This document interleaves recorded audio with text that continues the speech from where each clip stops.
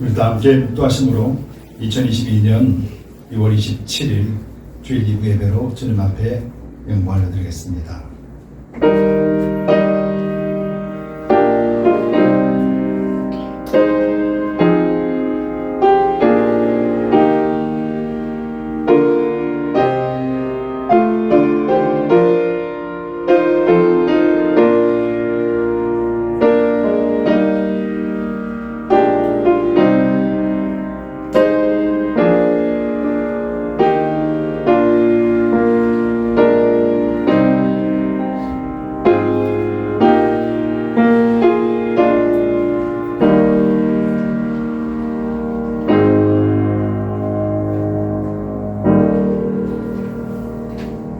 그러므로 사랑하는 자들아, 너희가 이것을 미리 알았은즉 무법한 자들의 미혹에 이끌려 너희 굳센데서 떨어질까 삼가나.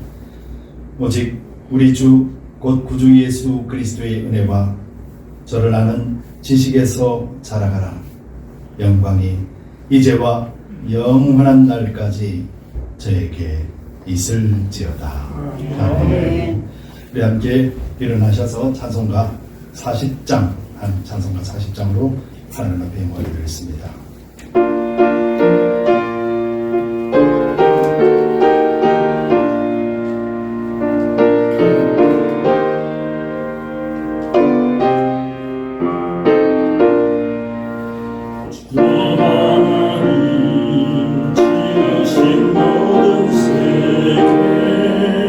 내 마음속에 그리워할 때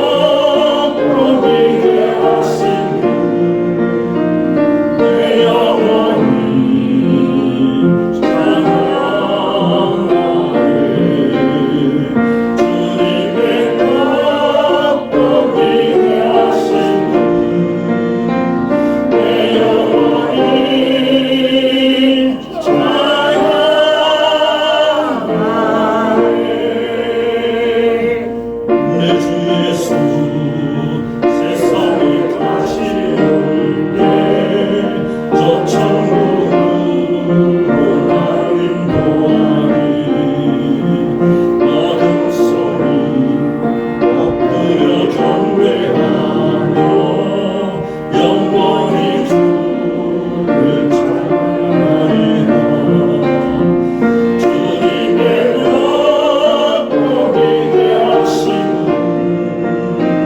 내 영혼이 찬양하네 주님의 너무 위대하심은 내 영혼이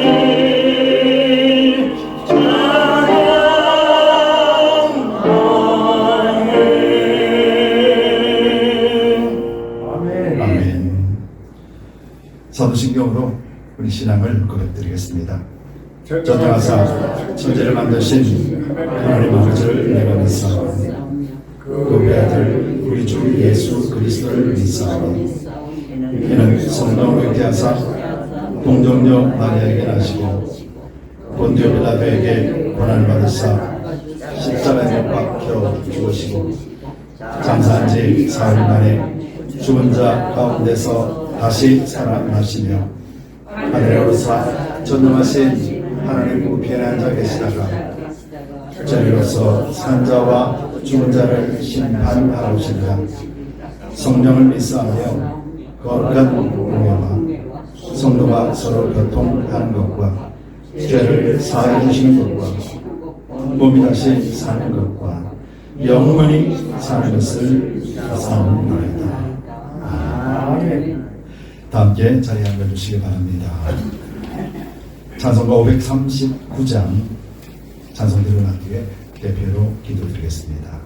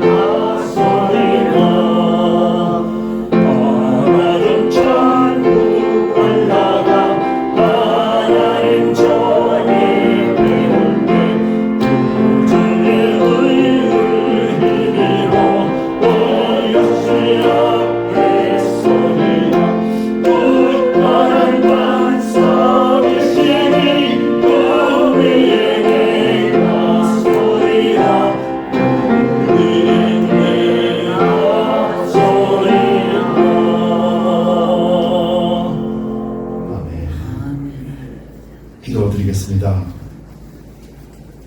참 좋으신 주님 감사합니다.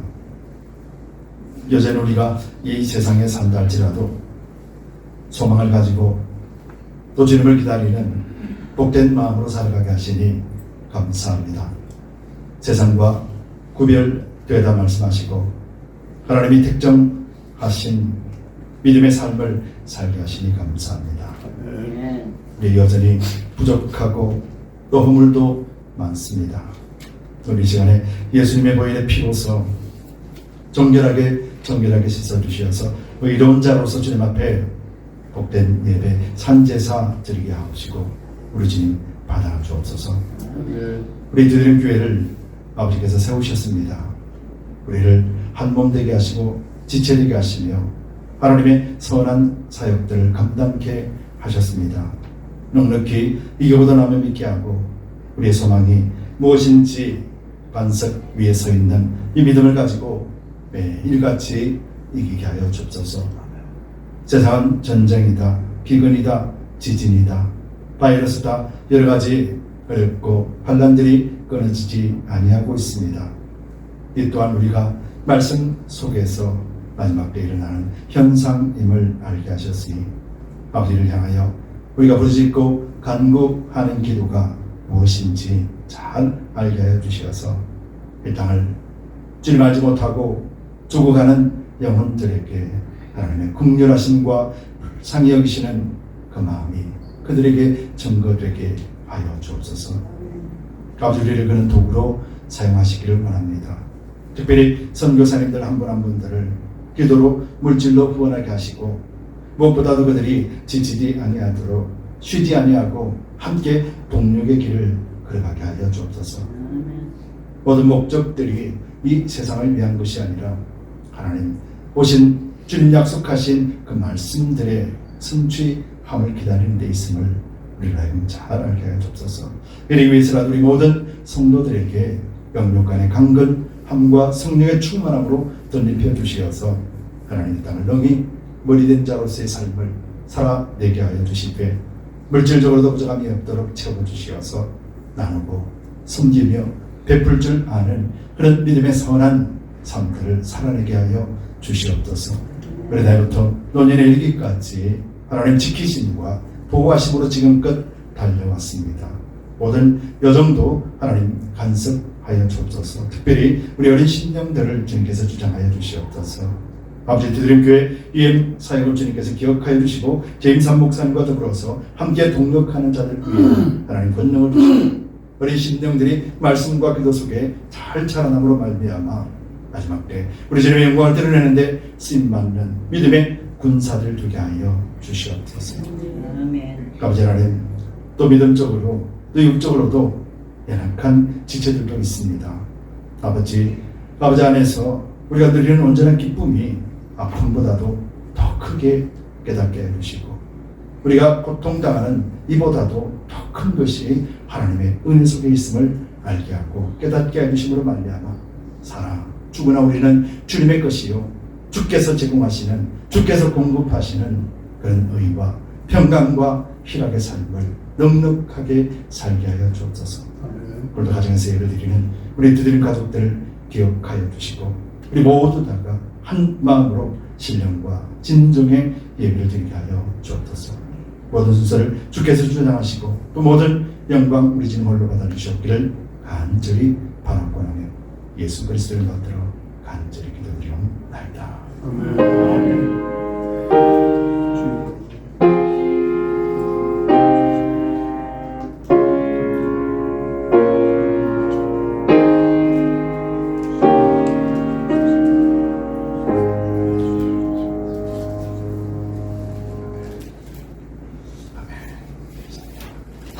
그 소식을 알려드리겠습니다. 주보를 참조해 주시기 바랍니다. 지난주에 우리 팀장 회의를 거쳐서 이제 3월 13일 둘째 주 3월 둘째 주일부터 2부 예배와 예배가 이제 11시에 드리기로 했습니다. 여러분 시간 참고 없으시기 바랍니다. 3월 둘째 주입니다. 3월 13일부터 주일부터 2부 예배 그리고 예배 시간이 11시로 변경이 됩니다. 일부 예배 시간은 동일합니다. 여러분들 시간 참 없으시기 바랍니다. 그래서 우리가 예배 찬양하고 대표 기도가 시작됩니다. 박부선 집사님께서 찬양을 인도해 주시고 또 우리 장로님들과 함께 또 대표 기도가 시작됩니다.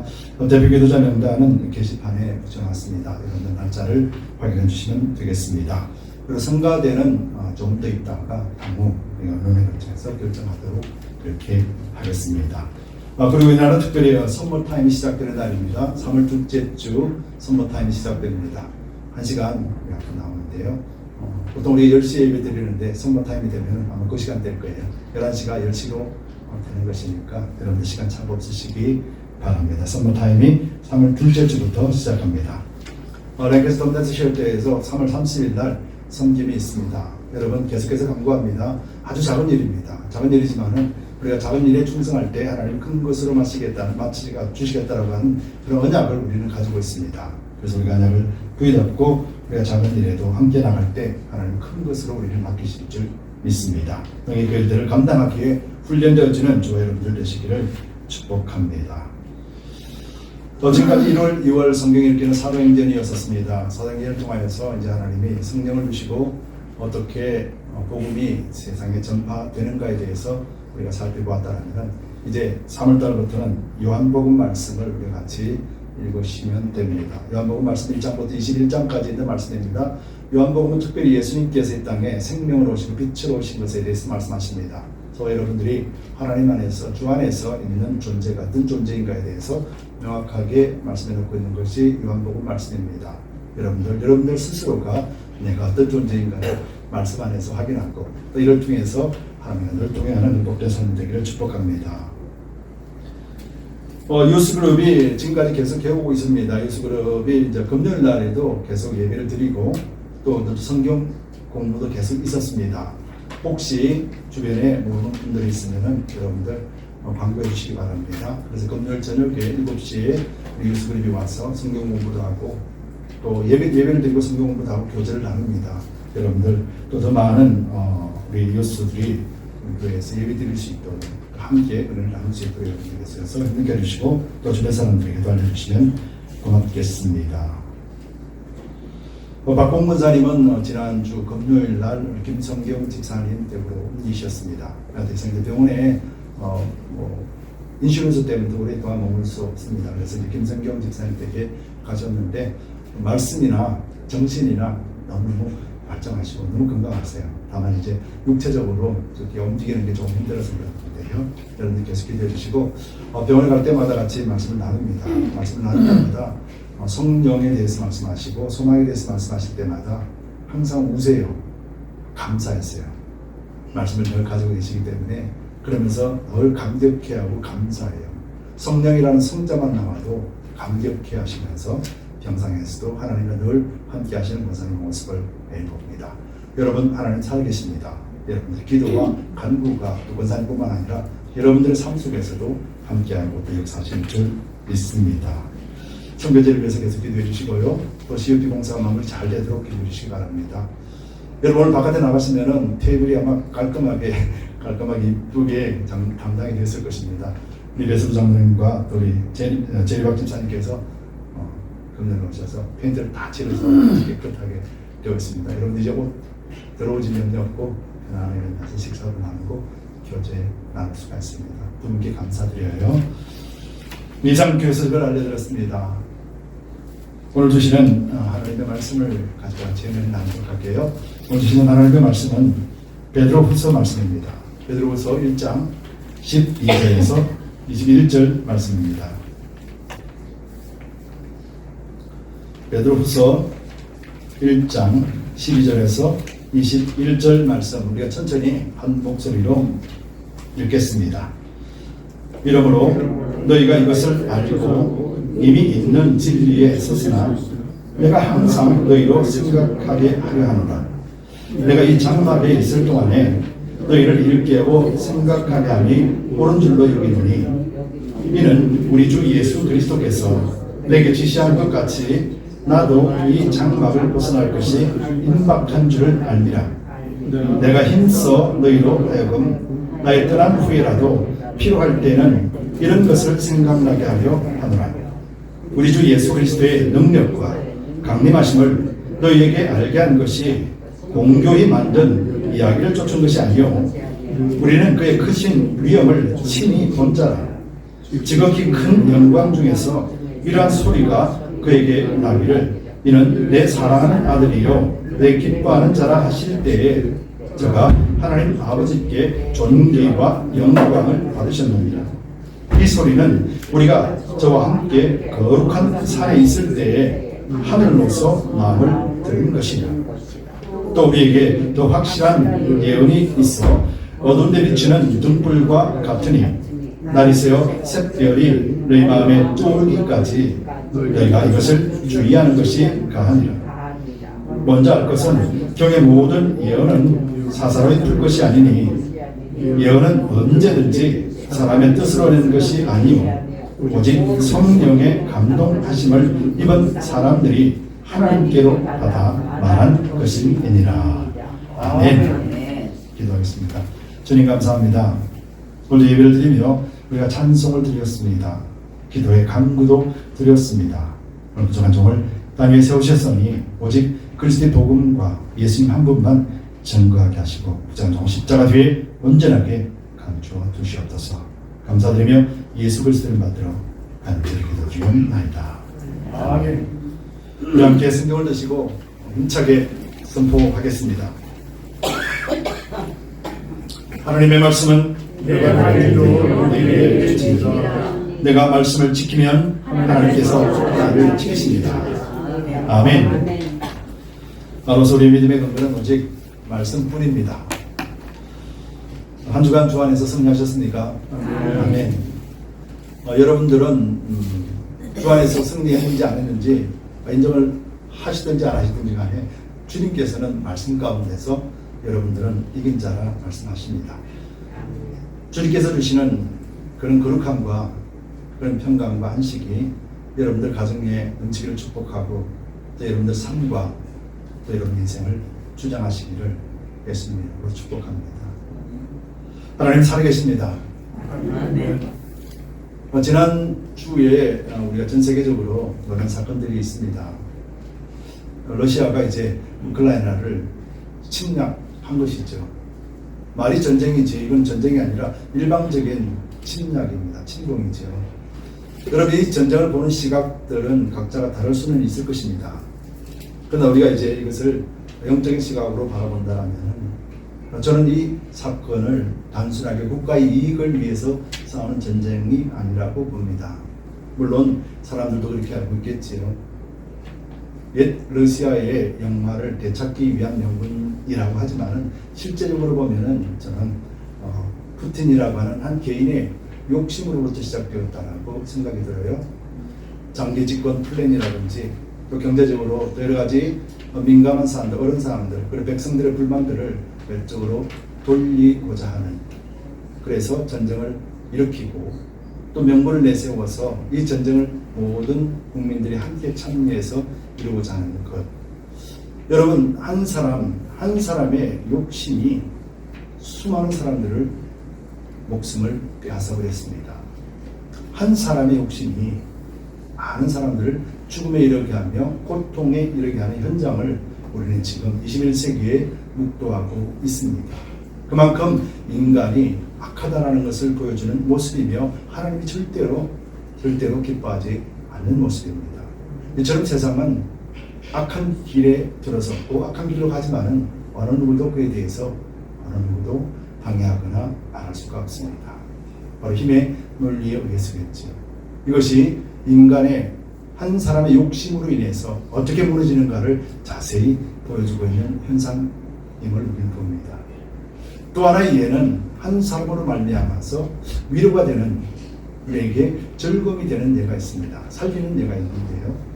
저는 어느 날 이제 유튜브를 보다가 그 유튜브에서 어떤 그림이 있냐면 홈리스 사람들 테스트합니다.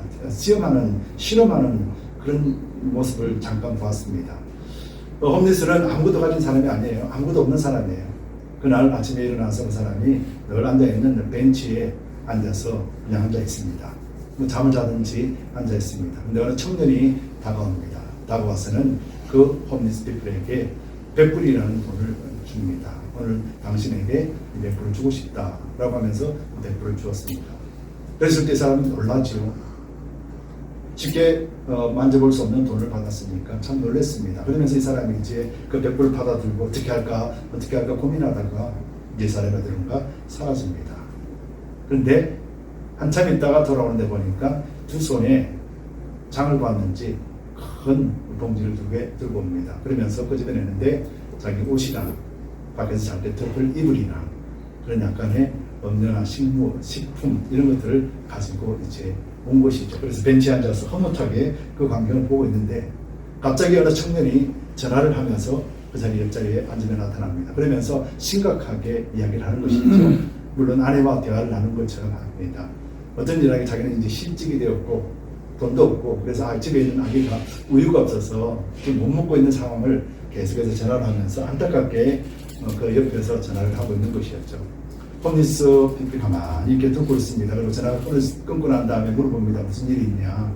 그랬더니 이 청년이, 젊은 청년이 자기는 이제 잠을 잃어서 그래서 집에 아이가 있는데 아이가 먹을 음식이 없다라고 우유가 없고 이렇게 그 고민스럽게 막 이러고 있는데 이 홈리스가 가만히 쳐다보더니 잠깐 시간이 있냐고 조금만 기다려보라고 그러면서 이 사람이 그 물건을 들고 어디론가 사라졌습니다. 그리고는 조금 시간이 지나고 나니까 이 사람은 그 물건을 얻고 손에 다시 돈을 들고 나타난 것이죠. 다시 그 가게에 가서 그 물건들을 다 리턴하고 다시 그 돈을 받아서 그 청년에게 주어주는 것이에요. 주면서 집에 가서 아이에게 사주라고. 그 청년이 감동합니다. 그래서 네가 왜 이러느냐 그랬더니 나는 어차피 없어도 되고 이것도 선물로 받은 것이기 때문에 내가 볼 때는 네가 나보다 더 어려운 것 같다. 그래서 네가 이걸 가져가는 것이 맞는 것 같다 라고 합니다. 그런데 이 청년이 이제 자기 신분을 밝힙니다. 그러면서 이것은 지금 실험하는 것이었다라고 밝히면서 너무 고맙다고 이런 모습들을 보여줘서 너무 고맙다고 하면서 그에게 천불이라고 되는 큰 돈을 그에게 손에 쥐어줍니다. 여러분 이것을 보면서 참 감동의 눈물을 흘리지 않는 사람은 없을 것이에요. 아주 작은 일이지만은 욕심이 아니라 남을 먼저 생각하는 그 마음이 있기 때문에 사람들에게 감동을 주고 자기도 기쁨이 있는 거예요. 너무도 대도되지 않습니까? 한 나라의 권력에서 엄청난 권력을 가지고 있는 푸틴은 모든 백성들을 정말로 사랑하고 아껴주며 그 나라를 견고하게 백성을 위해서 군림하고 백성을 위해서 정치를 해야 될 판에 백성을 이용해서 자기 권자를 지키려고 하는 그런 악한 욕심으로부터 출발되었던 모습이 있는 반면에 한 사람은 아무것도 가지고 다 잃어버린 사람이랄지라도 그 마음속에 옳고 그름에 대한 바른 분별력을 가지고 있으며 그 양심에 따라서 움직일 줄 아는 그런 분별력을 가지고 있다는 것이죠. 여러분 누가 더 행복해 보입니까? 아니죠. 여러분 우리는 그리스도인들이죠. 우리 그리스도인들에게는 말씀이 있습니다. 말씀이 아니라도 우리는 그런 양심에 따라서 살아야 된다는 걸 잘 알아요. 더군다나 우리는 말씀을 가지고 있습니다. 말씀에는 반드시 내 이웃을 내 몸과 같이 사랑하라고 하는 그 계명도 있고 그런 것을 보면은 우리도 알아요. 아 그렇게 해야지. 그래 맞아. 나도 내가 가지고 있는 나눠줘야지. 우리도 그런 마음 다 있어요. 다 알아요. 어떻게 하면 되는지 다 알아요. 푸틴도 저렇게 하면 나쁜 것이구나. 이렇게 하면 좋은 것이구나. 다 알아요. 근데 막상 우리가 홈리스 자리에 서 있다면 우리는 과연 네 것을 그저 받은 것이랄지라도 기쁨으로 내어줄 수 있을까? 그 아픔을 같이 공유하면서 내 것을 또 받은 것을 함께 나눠줄 수 있을까? 홈리스는 전부를 다 준 것이거든요. 사실 아무것도 없던 사람이었는데 그 전부를 다 주면서도 너무 행복해하고 만족했는데 오늘 우리 그리스도인들은 과연 그렇게 살 수 있을까? 여러분 어떠세요? 여러분들 그렇게 능히 그렇게 사실 줄 믿습니다. 우리는 말씀이 그렇다는 걸 알고 있어요. 또 우리는 그렇게 살아야 된다는 것도 알고 있습니다. 그런데 가끔은 그렇게 안 될 때가 있다는 것이죠. 왜 그럴까요? 왜? 우리는 여기서 우리가 분명하게 하나님의 말씀 이렇게 하라고 했지만 우리가 안 되는 부분들도 있구나. 왜 안 될까에 대해서 우리는 한 번쯤은 생각해보고 넘어가는 것이 마땅한 일이 아닌가 그렇게 생각이 들어요. 그래서 오늘 본문의 말씀도 이와 유사한 말씀인데 우리는 믿음을 가지고 있잖아요. 그래서 믿음을 통하여서 우리는 반듯하게 살아가야 됩니다. 우리 기준이 믿음이기 때문에요. 말씀이기 때문에요. 그래서 오늘 본문을 가지고 우리가 믿음으로 서야 하는 이유에 대해서 두 가지를 살펴보기를 원합니다. 여러분 누구나 다 신앙의 흔적들을 다 가지고 계시죠. 과거에 열심을 내었습니다. 과거에는요 정말 하나님을 사랑했고요 하나님을 찬양했고 봉사하는 데도 열정을 가지고 다 했습니다. 그런데 오늘날에는 어떻게 됩니까? 이런 것들이 많이 식어져 버렸다는 거예요. 과연 무엇이 변했을까요? 과거의 때도요 우리 신앙을 방해하는 세력들이 있었고요. 방해하는 환경들이 여전히 존재했었고요. 내가 해서는 힘든 상황들이 계속해서 있었어요. 근데 그때는 우리 과거의 흔적에는 그것이 다 은혜였고 그것이 다 기쁨이었고 그것을 다 이길 수 있었는데 왜 오늘 이 시대는 과거에 그런 흔적들이 계속해서 사라져가고 있을까? 그러면서 이것 때문에 못하고 저것 때문에 못하고 라고 하는 그런 이유들이 계속해서 눈에 보이기 시작합니다. 해야 되는 이유가 아니라 하지 않아도 되는 이유가 계속해서 눈에 보이게 된다는 것이죠. 과거에도 있었고 지금도 있었고 앞으로도 우리 신앙생활에 방해하는 것은 여전히 존재할 것입니다. 과연 무엇이 우리로 하여금 그 마음을 변케 하는 것일까요? 여러분, 이것을 우리가 한번 살펴보도록 합니다. 우리가 믿음으로 서야 되는 분명한 이유가 있어요. 분명한 이유요. 오늘 베드로는 12절에서 여러분들이 어떤 존재인가에 대해서 이렇게 말하고 있습니다. 이러므로 너희가 이것을 알고 이미 있는 진리에 서서나. 여러분들은 말씀을 알지요? 전부 모르시나 보네. 여러분들 말씀을 아시지요? 여러분들 말씀을 안다는 것은 그리스도가 안에 있다는 것이고 여러분들은 진리 가운데 섰다라는 거예요. 이것이 여러분들이 존재예요. 여러분, 지금부터 진리가 여러분들 속에 들어가는 것이 아니라 여러분들 그리스도를 믿음으로 말미암아 마음으로 믿어 이르고 입으로 신하여 구원에 이른다라고 하신 약속의 말씀들이 여러분들에게 실현이 됐습니다. 그래서 여러분들은 진리 속에 서 있는 존재들이에요. 그래서 우리가 진리 속에 서 있다라는 것이 명확해질 때 그때 우리는 바른 행실이 그때 비로소 나타나게 돼요. 근데 우리가 진리에 서 있다라는 것에 대해서 조금이라도 의문을 갖게 되면은 우리는 선한 행실이 나타날 수가 없게 돼요. 왜냐하면 이 선한 행실은 우리의 것이 아니라 진리 속에서 예수께서 나오는 부분입니다. 그래서 이것이 진정으로 하나님이 받으시는 사랑이기 때문에 여러분, 우리가 믿음으로 서야 하는 이유는 바로 첫 번째로요. 한번 따라합시다.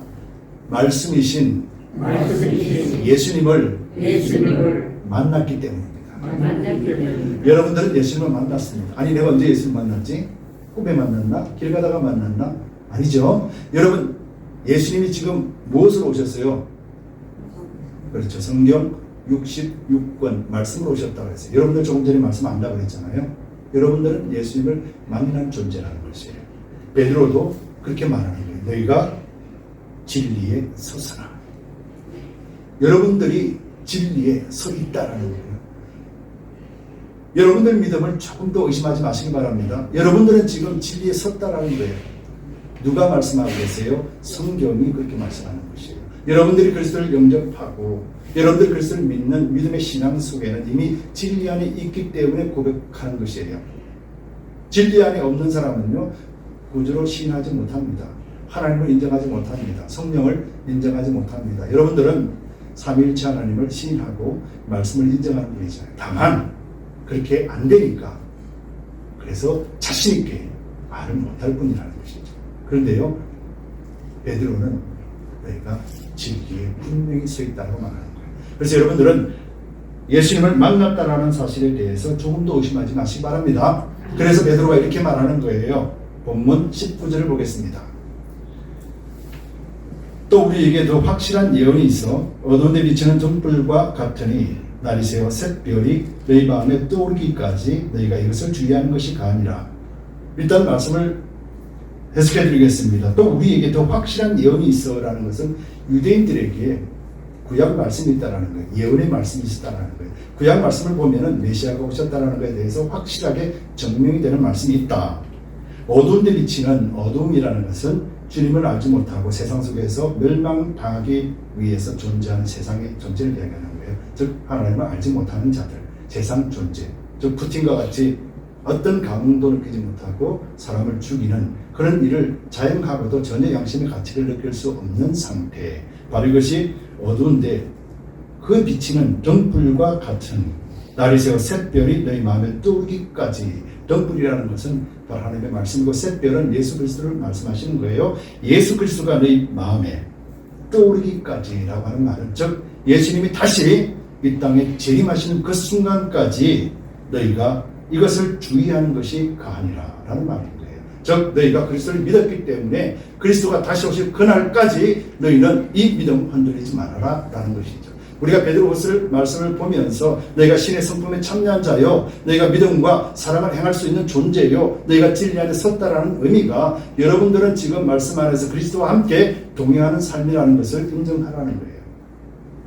여러분 그럴 때 우리는 믿음 속에 진리 속에 서 있는 거예요. 그러면서 이 진리가 어떤 진리냐? 이제 베드로는 12장부터 해서 18절까지를 그렇게 설명을 해주고 있는 부분이에요. 즉 여러분들 베드로가 이렇게 말합니다. 13절에 내가 이 장막에 있을 동안에 너희를 일깨워 생각함이 옳은 줄로 여기노니 이는 우리 주 예수 그리스도께서 내게 지시한 것 같이 나도 이 장막을 벗어날 것이 임박한 줄을 압니다. 즉 베드로는 조금 있으면 자기는 죽는다라는 거예요. 순교할 것이라는 거예요. 그럼에도 불구하고 예수님이 나에게 말씀하신 것들이 이루어질 것이다. 그런데요, 예수님이 베드로를 보시고 세 가지 예수님의 사명을 주셨어요. 그죠? 내 어린 양을 먹이라. 내 양을 치라. 내 양을 먹이라. 여러분 왜 이런 명령을 주셨습니까? 베드로는 세 번을 부인하고 고통 속에서 살아갈 수밖에 없는 실패자의 모습이었지만은 예수님이 찾아오셨어요. 예수님이 찾아오셔서 그에게 뭐라고 말씀하셨습니까? 베드로 너 일로 와봐. 너 잠깐 앉아보자. 어째 너는 그럴 수가 있냐? 어째 그렇게 자신만만하게 해놓고 이렇게 세 번씩이나 나 뒤통수를 칠 수 있니? 너 그러고도 인간이냐? 예수님 그렇게 하지 않으셨어요. 예수님은 오셔서 조바를 만들어주고 베드로를 먹게 한 뒤에 이렇게 묻습니다. 인자하게 베드로야 네가 나를 사랑하느냐? 라고 묻습니다. 베드로는 너무너무 사랑한다고 말하고 싶지만은 그 말은 자신이 없는 거예요. 주님 아시지 않습니까? 내가 사랑하는 거 주님 아시지 않습니까? 그러니 예수님께서 내 어린 양을 치라 라고 말씀하십니다. 두 번째도 세 번째도 그럽니다. 야단을 치시는 것이 아니라 주님은 이미 그를 용서하시고 이미 사랑하십니다. 책임을 묻는 것이 아니라 그에게 위로를 해주십니다. 실패하고 좌절한 그에게 오히려 위로를 해주며 격려를 해주면서 네가 앞으로 이 일을 해야 될 것이다 라고 하면서 놀라운 하나님의 은혜를 덮어주셨다는 거예요. 베드로는 이것을 잊지 않는 것이죠. 그리고 또 16절부터는 우리 주 예수 그리스도의 능력과 강림하심을 너희에게 알게 한 것이 공교히 만든 이야기를 쫓은 것이 아니요 우리는 그의 크신 위엄을 친히 본 자라. 공교히 지은 얘기라는 것은 무슨 이야기냐면 만들어낸 이야기나 신화나 우화 같은 이야기하는 거예요. 그것이 아니라는 거예요. 그래서 진짜로 하나님 살아계신다. 그러면서 이렇게 말하는 거예요. 그의 17절에 지극히 큰 영광 중에서 이러한 소리가 그에게 나기를 이런 내 사랑하는 아들이요 내 기뻐하는 자라 하실 때에 저가 하나님 아버지께 존귀와 영광을 받으셨느니라. 18절에 이 소리는 우리가 저와 함께 거룩한 산에 있을 때 하늘로서 나음을 들을 것입니다. 여러분 이 말씀이 무슨 말씀인지 아시죠? 베드로는 변화산에서 그죠? 요한과 야고보와 베드로가 세 명이 올라갔습니다. 예수님과 같이 올라가자 그래서 올라갔더니 그곳에 모세와 엘리야가 만납니다. 예수님 만납니다. 깜짝 놀랍니다. 너무너무 좋습니다. 그런데 거기서 베드로는 하나님의 음성을 들어요. 하나님의 음성을 듣는데 공간복음에 마태마가 누가복음에 다 나와 있는 말씀이에요. 하나님이 베드로에게 이렇게 말씀하십니다. 너희는 구름 속에서 소리가 나서 가로되 이는 나의 아들 곧 택함을 받은 자니 너희는 저의 말을 들으라 하고. 여러분들 하나님의 음성 직접 들어보셨습니까? 예? 베드로는 직접 들었어요. 직접 하나님의 말씀을 들었는데 세 번 부인했습니다. 여러분 어떻게 생각하십니까? 하나님의 말씀을 들었다면은 모든 것이 뒤집어져도 마땅한데 하나님의 능력이 없어서 베드로에게 그렇게 하지 않으셨을까요? 하나님의 음성을 들었음에도 불구하고 베드로는 세 번을 왜 부인했을까요? 이것은 말씀 속에서 찾을 수가 있는 거예요. 하나님께서 구름 속에서 소리가 나서 가로되 이는 나의 아들 곧 택함을 받은 자니 너희는 저의 말을 들으라. 저가 누구예요? 예수님. 즉 하나님은 베드로를 완전하게 탈바꿈시킬 만한 능력이 계심에도 불구하고 너희는 저의 말을 들으라. 모든 권한과 권능을 예수님에게 다 임하셨다라는 거예요. 뭐 때문에요? 예수님께서 십자가에 죽으시면서 그 적과를 다 도말하시고 부활하시고 성천하시고 정복하시며 교회 머리로 오시며 교회가 세워지고 이 교회를 통하여서 모든 세상 천하 만민들이 하나님 안에서 회복되기를 원하기 때문에요. 그래서 하나님은 음성을 들려주셨음에도 불구하고 베드로가 뒤집히지 않는 거예요. 하나님이 능력이 없어서가 아니라 너희는 저의 말을 들으라. 저가 누구예요? 예수님이에요. 예수님의 말이 뭐예요? 바로 곧 하나님의 말씀입니다. 우리에게 주시는 성경 66권이라는 거예요. 여러분들이 그래서 말씀을 읽고 말씀을 가졌다면 여러분들은 예수님을 만나신 거예요. 하나님의 음성을 듣고도 변할 수가 없었던 베드로, 그러나 예수님을 직접 만나고 예수님으로부터 위로받고 격려받고 사명을 받을 때 베드로는 완전하게 그 인격이 바뀌었습니다. 그런 성령 오셔서 모든 것을 하나하나 가르쳐 주셨을 때 베드로는 더 이상 과거의 시몬이 아니었고 베드로였던 것이죠. 저와 여러분들은 지금 과거의 시몬의 모습이 아니라 베드로의 모습을 지금 저와 여러분들에게 하나님은 보고 계시는 거예요. 과거의 우리 모습이 아니라 그리스도 안에 있는 자의 모습으로서 하나님은 여러분들 봅니다. 그래서 우리가 뭐예요? 진리에 서 있다라고 말하는 거예요. 여러분, 우리는 예수님을 만났습니다. 그래서 예수님을 만났다라면은 이제는 만난 그 말씀 속에서 예수님을 더욱더 알아가야 되는 것이 마땅한 거예요. 여러분, 베드로가 예수님으로부터 그 사명을 가지고 나갑니다. 성령의 충만함을 받았습니다. 그래서 예수님과 베드로가 이제는 나중에는 죽기까지 십자가에 죽을 때 거꾸로 박혀 죽는다라고 말씀합니다. 그러면 베드로가 그 상황까지 갈 동안 한 번도 성령의 충만함, 단 한 번의 충만함을 통하여서 그 사역들을 감당했을까요? 베드로는 어떻게 했을까요? 베드로도 매일같이 하나님 앞에 엎드리고 기도했습니다. 그리고 하나님의 말씀을 매일같이 상고했습니다. 때로는 성령께 의지합니다. 성령님, 이게 뭐예요? 성령님, 예수님 그때 하신 말씀들 깨닫게 해주세요. 간구하고 기도할 때마다 성령께서는 베드로에게 예수님이 하신 말씀 하나하나 기억하게 하시면서 이 말씀이 무슨 말씀인지 구약의 그 확실한 예언을 가지고 보정을 해주시면서 깨우쳐 주셨을 것입니다.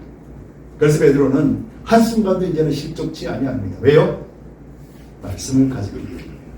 오늘 저와 여러분들이 왜 실족할까요? 왜 과거에는 은혜스러운 현장이었는데 왜 오늘은 지긋지긋한 현장이 되었나요? 왜 과거에는 하나님의 은혜가 너무 사무했고 봉사 원신하는 것이 즐거웠고 예배드림이 당연함에 여겼는데 왜 오늘날에는 이런 것들이 소홀히 여겨질까요?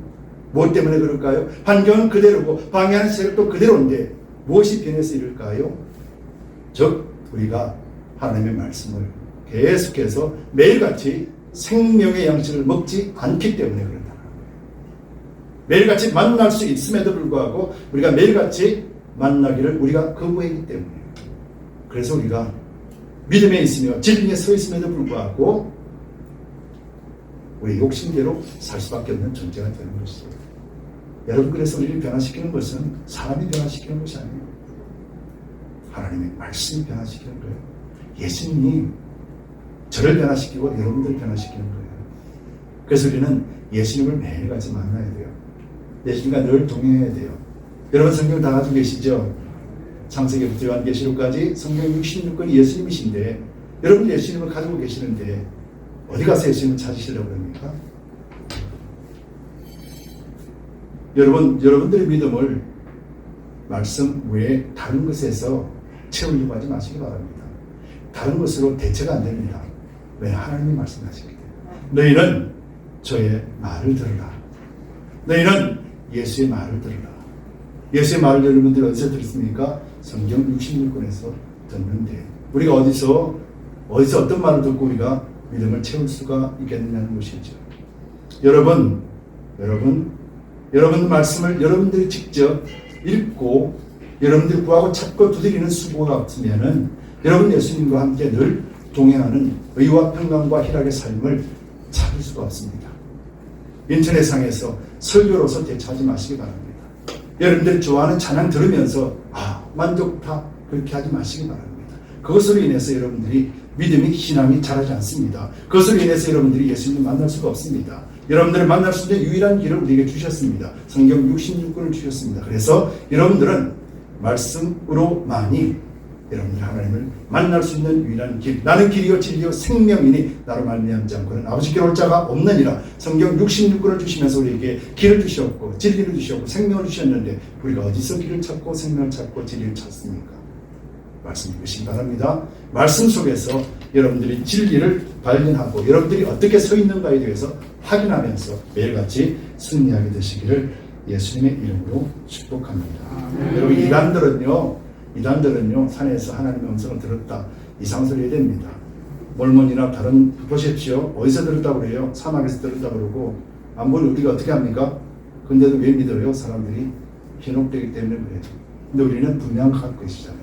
창세기부터 해가지고 하나님 이 땅을 창조하신 것부터 시작해서 다시 오신 예수 그리스도에 대해서 상세하게 기록되어 있으며 우리가 어떤 삶을 살아야 되는 것에 대해서 상세하게 기록되어 있습니다. 다른 건 의지하지 않아도 충분히 알 수 있으며 우리가 부족함이 없도록 채워주시는 것이 성경의 말씀입니다. 거짓에 현혹되지 마시기 바랍니다. 오늘도 거룩한 곳에 가증한 것이 서거든 여러분들이 바르게 분별을 하라고 했습니다.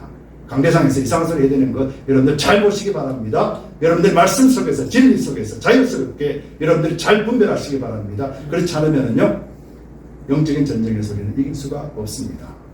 우리를 이기게 하시고 우리를 승리케 하신 주님이 함께 하실 때 그때 우리는 승리를 맛볼 수 있다는 것을 여러분 잊지 마시고 날마다 말씀으로 승리하시기 바랍니다. 두 번째로요. 그래서 우리가 믿음으로 서야 하고 예수님을 만났다라면요. 말씀을 만났다라면 이제 두 번째로는요. 따라합시다. 예수님을 더 알도록 성령의 도우시기 때문에. 네. 아시죠? 그죠? 말씀을 읽어야 되고 성령에 의지해야 되고 이걸 다 아십니다. 그런데 이것을 해야 됩니다. 오늘 베드로는 이렇게 말합니다. 20절에서 21절 먼저 알 것은 경의 모든 예언은 사사로이 풀 것이 아니니 예언은 언제든지 사람의 뜻으로 낸 것이 아니요 오직 성령의 감동하심을 입은 사람들이 하나님께 받아 말하는 것입니다. 라고 말씀하시죠. 여러분 제가 책을 한 권 내려고 합니다. 책을 한 권 내려고 하는데 영어로도 내고 스페니쉬로도 내려고 해요. 그래서 나는 영어를 잘 모르고 스페니쉬를 모르기 때문에 번역하는 사람, 통역하는 사람들 같이 대동해서 책을 씁니다. 이제 책이 다 나왔어요. 그 사람들에게 읽히지입니다. 사람들이 그 책의 저자를 누구라고 여겨요? 그 책을 기록한 그 책의 저자를 누구로 인정합니까? 네, 번역한 사람을 저자로 해요? 아니죠. 저를 저자로 인정하는 거예요. 그게 스페니쉬로 됐든 영어로 됐든 그 책의 저자는 저예요. 성경은 하나님의 말씀을 우리가 들을 수가 없잖아요. 하나님의 소리를 우리는 들을 수가 없습니다. 사람이 하는 소리를 통하여서 하나님의 말씀을 내필하게 하신 거예요. 그래서 성령의 감동으로 된 것이 성경이다. 그렇게 말씀하시는 거예요. 그래서 성경의 저자는 누구예요? 그렇죠. 성경의 저자는 하나님이세요. 사람이 대필했지만은 하나님이 성령의 감동으로 기록했다고 분명히 말하고 있어요. 그러면은 성경을 읽을 때 누구의 마음을 알아야 돼요? 그렇죠. 내 마음대로 읽으면 안 되는 거예요. 사사로이 풀면 안 된다는 거예요. 그렇죠? 오늘 내 환경이 이러니 그 말을 내 환경에다 집어넣으면 안 된다는 거예요. 하나님의 마음이 어떤 말씀, 하나님 이 말씀을 왜 이렇게 기록했죠? 왜 베드로를 통해서 이런 말씀을 기록하게 하셨죠? 왜 사도 바울을 통해서 이 말씀을 기록하게 하셨죠? 왜 이렇게 하셨습니까? 하나님의 마음을 알기를 원합니다. 깨닫게 해주세요. 그래서 우리에게 누가 계세요? 성령이 계신 거예요. 그걸 도와주기 위해서요. 왜요? 말씀은 성령으로 감동하지 않으면 풀 수가 없는 것이 말씀이기 때문에. 성령으로 감동된 성경책은 성령으로 감동받아야만이 풀 수가 있다는 거예요. 그래서 우리에게 친히 누가 오셨어요? 성령이 우리 가운데 오신 거예요. 근데 이걸 안 믿고 성경을 내 마음대로 읽어버리고 내 해석대로 한다면은 이것은 나의 생명의 길이 아니라 저주의 길이 되는 것이에요. 그래서 성경은 진리임을 아는 것은 성령에 의지했을 때만이 알 수 있다는 것을 우리가 잘 알아야 될 것입니다. 그래서 아버지께서는 우리에게 경의 모든 예언은 사사로이 풀 것이 아니다 라고 베드로를 통하여서 말씀해 주셨어요. 성령을 안 주시고 이렇게 말씀하시면 하나님은 나쁜 하나님이시죠. 근데 성령을 주셨어요. 그래서 성령이 유일하게 하나님의 말씀을 풀 수 있는 사람은 하나님밖에 없는 거예요. 그래서 하나님을 의지할 때 말씀이 풀어지는 거예요. 그래서 우리가 뭘 의지해야 됩니까? 하나님을 의지하는 거예요. 이것이 바로 성령을 의지하는 거예요. 그랬을 때 말씀을 우리가 이해하게 된다는 것입니다. 여러분, 믿음은 무엇에 대한 믿음일까요? 성경에서 말씀하시는 믿음은 무엇에 관한 것이에요? 그렇죠. 무엇을 위하여서요? 우리의 구원을 위해서요. 그리고 다시 오실 예수님의 소망을 위해서요. 우리에게 주신 믿음은 이것 위해서 주신 거예요. 이 믿음은 우리의 구원이 확정되었음을 확인하는 것이고요. 다시 오실 예수 그리스도가 이 땅에 오심에 우리가 거룩한 자로서 예수 그리스도를 영접한 것을 확정시켜주는 것이 믿음이에요.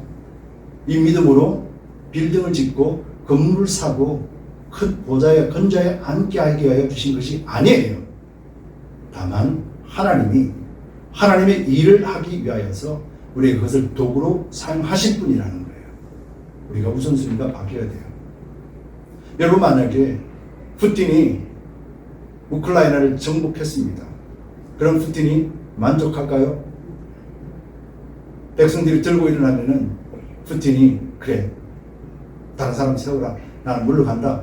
그럼 물러갈까요? 여러분들이 원하는 세상의 것을 다 가지면은 여러분들 행복하시겠습니까? 홈리스는 아무것도 없는데도 행복했습니다. 우린 다 홈리스는 아니에요. 우린 다 가지고 있습니다. 줄 수 있는 위치에 서 있습니다. 푸틴은 모든 것을 다 가진 자입니다. 마음만 먹으면 당장에 뭐든지 다 얻을 수 있는 존재입니다. 근데 그에게는 자비와 하나님 주신 마음이 없는 거예요.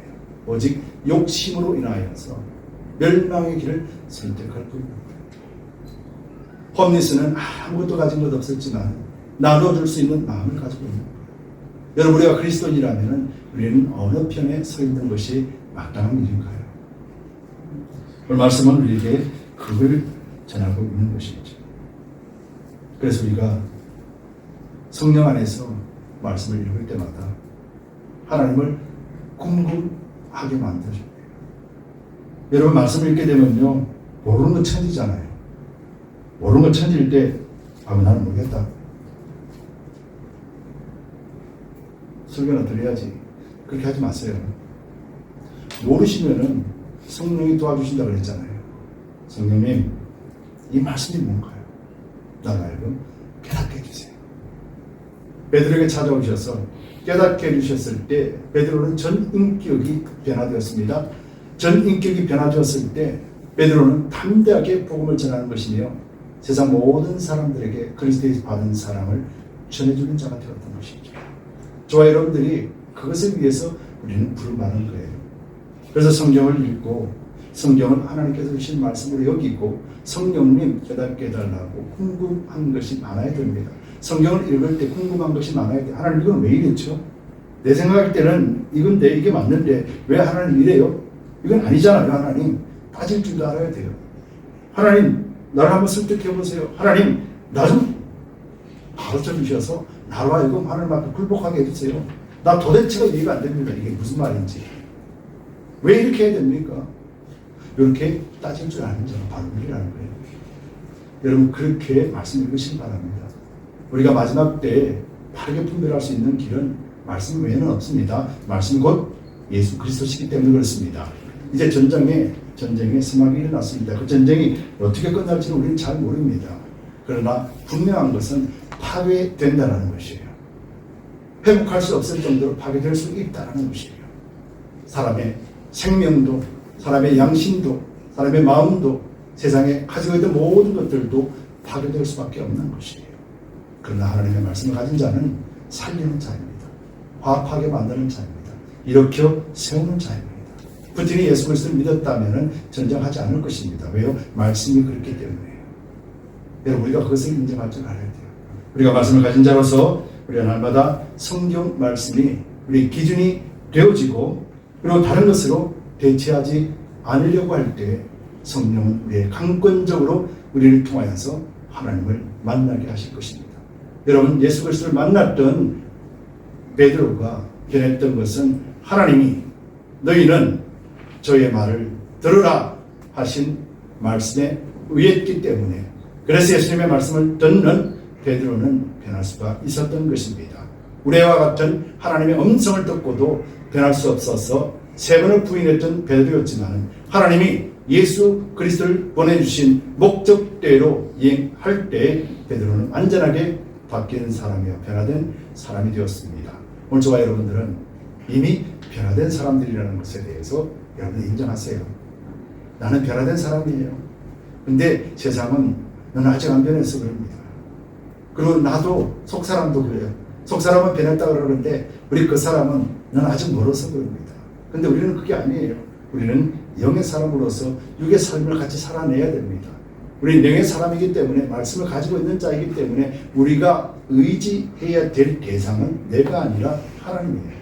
말씀이에요. 왜냐하면 우리는 하늘에 속한 자요, 거룩한 자요, 의로운 자요, 하나님의 백성이요, 하나님의 아들이요, 하나님의 자녀요, 믿음으로는 군사요, 하나님의 처소요, 하나님의 거룩한 본능이기 때문에 그렇습니다. 여러분, 이것이 성경에서 우리에게 말씀하시는 거예요. 여러분들은 그런 존재라는 사실에 대해서 단 한순간도 의심하지 마시기 바랍니다. 세상이 어떻게 흘러가든지 하나님은 여러분들의 아버지시고 여러분들의 전능하신 분이시며, 여러분들이 이 땅에 살아가는데 믿음 가운데 승리하는데 조금 더 부족함이 없도록 채우시고 공급하시는 분이 바로 우리 하나님이시라는 사실에 대해서 절대적으로 믿고 의지하시기 바랍니다. 그래서 우리는 세상에서 참 그리스도인으로서 착한 행실을 그때 비로소 행하게 되는 것입니다. 그때 비로소 받은 것 나눠줄 수 있는 자가 되는 것이에요. 지금 나누지 못한다고 해서 여러분들 실망하지 마시기 바랍니다. 좌절하지 마시기 바랍니다. 3번 부인한 베드로도 있습니다. 여러분 3번 부인 안 하셨죠? 그렇죠. 여러분들은 부인 안 하실 거예요. 네, 알기 때문에 안 하시는 거예요.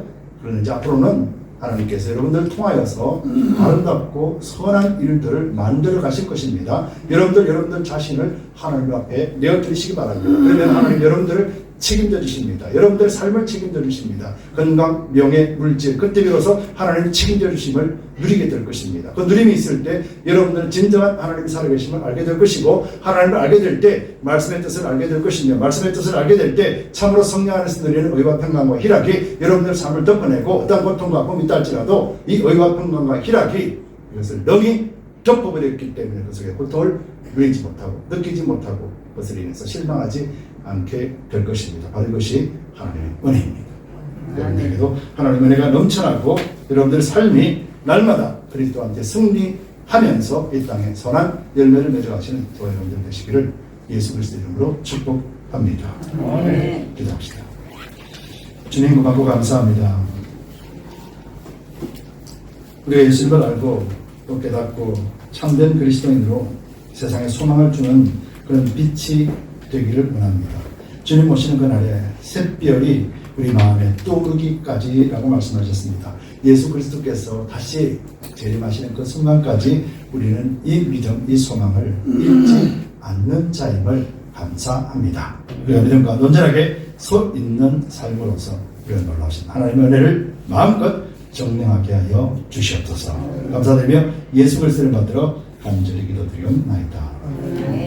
우리 함께 일어나셔서 십자가 그 사랑 멀리 떠나서 무너진 나의 삶 속에 잊혀진 주원에 우리를 회복하신 이도 하나님이십니다.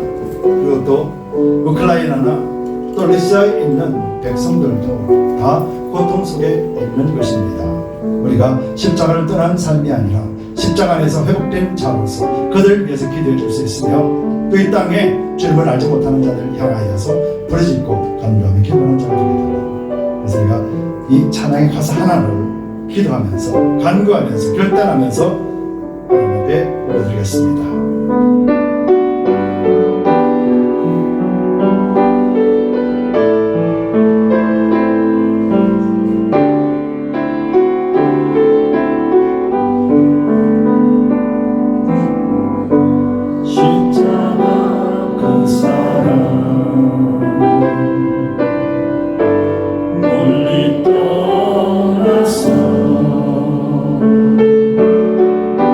무너진 나의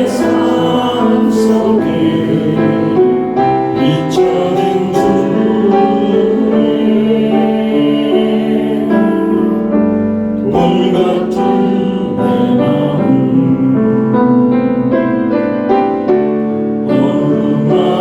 어루만지사 다시 움켜 세우신 주를 사랑합니다. 주 나를 보호하시고 나를 붙드시네. 나는 고백하고 존귀한 주님의 자녀라. 주 나를 보호하시고 나를 붙드시네. 나는 고백하고 존귀한 주의 자녀라. 지나간 일들 지나간 일들 기억하지 않고 이전에 행한 모든 일 생각지 않으니 사망의 강물과 길을 내시는 주 내 안에 생각하신 주가 우리 가슴에 손을 얹어 고백합니다. 주 나를 보호하시고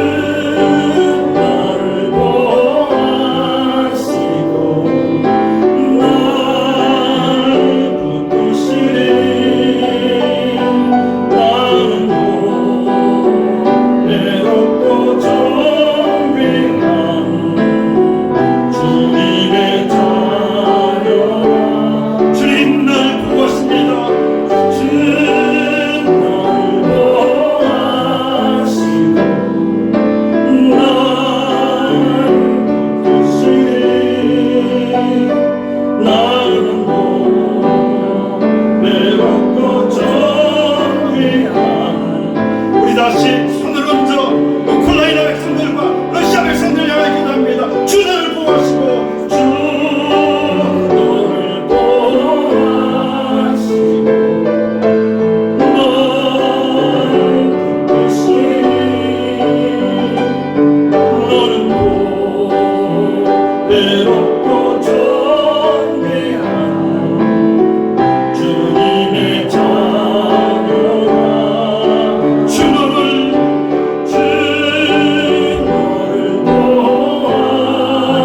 보호하시고 너를 붙드시네. 너는 고백하고 존귀 우리 다시 한번 선포합니다. 이 땅에 믿지 않는 자들 이 땅을 향해 선포합니다. 주 나를 보호하시고 주 너를 보호하시고 너를 붙드시네. 너는 고백하고 존귀한 주님의 자녀라. 주 너를 보호하시고 너를 붙드시네. 너는 고백하고 존귀한 주의 자녀라.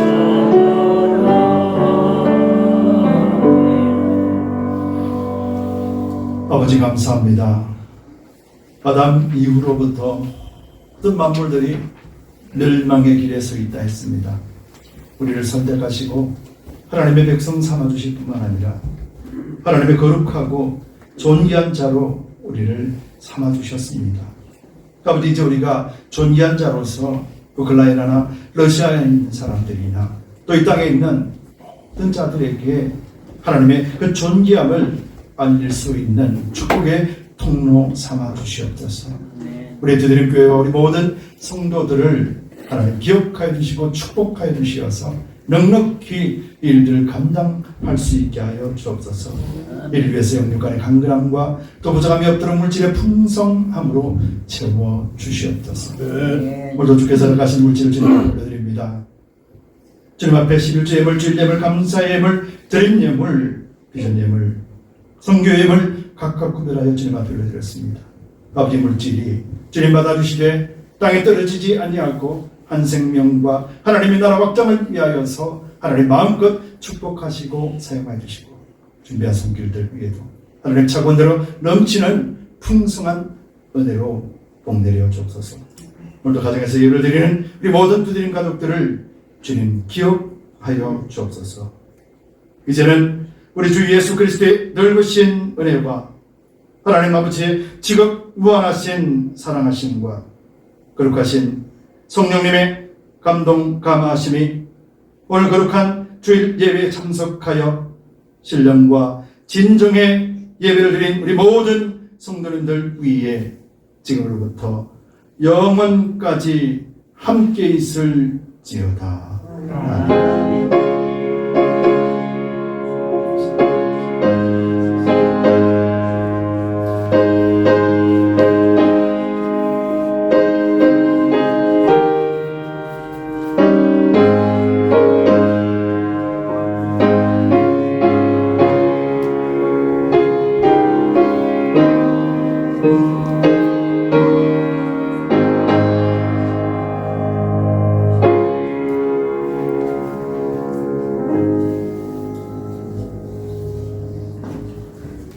잠시 광고 말씀드리겠습니다. 여러분들께서는 놀라거나 당황하지 마십시오.